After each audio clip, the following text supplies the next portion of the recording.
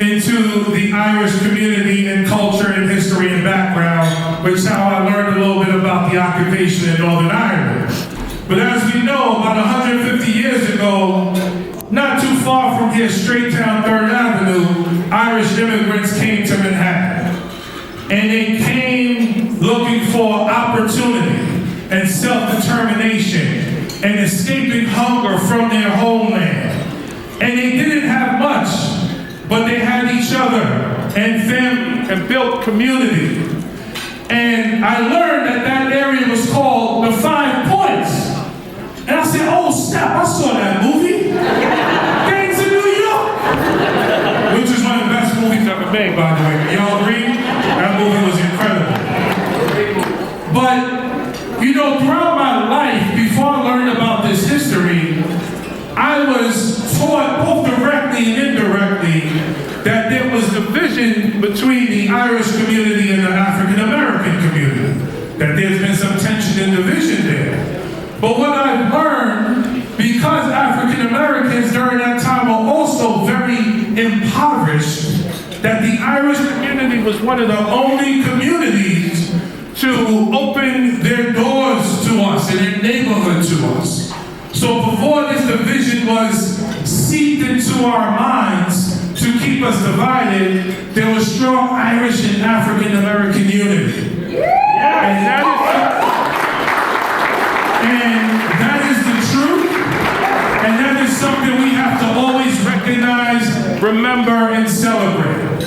Because when we are kept divided, the powers that be are able to manipulate and control how we think and behave and what we do, and we cannot let that happen. So I was very proud to learn about that history, and that is history that I will continue to learn about, but also share with constituents in my district. And also as an educator, the way I govern is not like a career politician. First of all, I hate politics. I want to say it again, I hate politics. Because politics is not about people, it's about power. And my way of governing is all about serving the people. And when you are an educator, are there educators in the house? Any teachers in the house? Yeah. Awesome. When you are an educator, first and foremost, you have to have empathy and compassion for your students. And you have to be a learner first. And it's that empathy and compassion that I take into my governing. So any child, any person, any family that is struggling, whether it's with hunger, with housing, with lack of jobs, with lack of opportunity, with cultural marginalization, it doesn't matter what their background is. My job is to serve them and fight for them. And I ask you to join me in solidarity, in collaboration, to help me serve your families and your communities in my district, but also be a voice for justice throughout the country.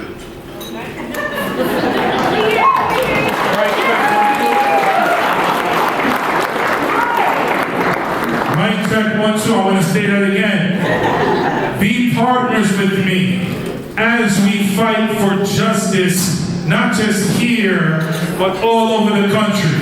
Do we have a deal? And I'll close with this. Yes, I had the pleasure and privilege of being raised in New York City on the Upper East Side. And whether it was the Angus family or the Tierney family, I grew up with Irish people my entire life. So that was a blessing growing up in Manhattan. Because you grow up with everybody. And when you grow up with everybody, you know what you do? You live together, you play together, you go to school together, your parents go to work together, and you realize that we are one, part of one race and one family, the human family. And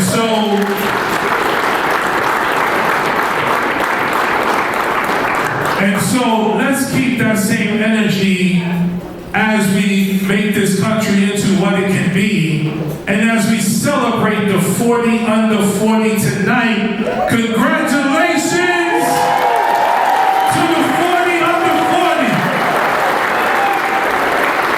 And yes, I was 33 years old when I opened my own school. That's pretty impressive, right? And I had the privilege of running that school for 10 and a half years, and I am a little over 40 now. Closer to 50, my man, than 40, like 46. When you're 46, you feel like, people say you're young, but you feel different than you did when you were like 26. But anyway, God bless you all. It's great to be with you tonight. Looking forward to celebrating the honorees with you. And have a good time. Enjoy the rest of your night. Thank you so much.